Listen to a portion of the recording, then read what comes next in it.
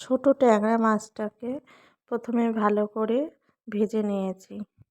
তারপর কড়াতে তেল গরম করতে বসিয়ে দিয়ে তেল যখন গরম হয়ে যাবে তারপর সেখানে একটু কালো জিরে ফোড়ন দিয়েছি।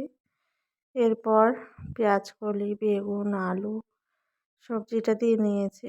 দিয়ে ভালো করে নেড়েচেড়ে নিয়ে মজে এলে তার মধ্যে একটু টমেটো, কাঁচা লঙ্কা, আদা, জিরে গুঁড়ো এইসব মশলা দিয়ে নিয়ে ভালো করে নেড়েচেড়ে জল দিয়ে দিতে হবে।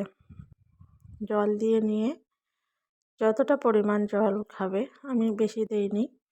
এরপর মাছটাকে দিয়ে দিয়েছি। মাছটা হয়ে গেছে, ভালো করে নেড়েচেড়ে নিতে হবে।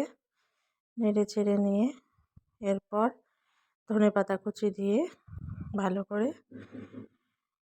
নেড়ে নিতে হবে। হয়ে গেল আমার ছোট ট্যাংরা মাছের চচ্চড়ি। কেমন হয়েছে বলো। Bye bye.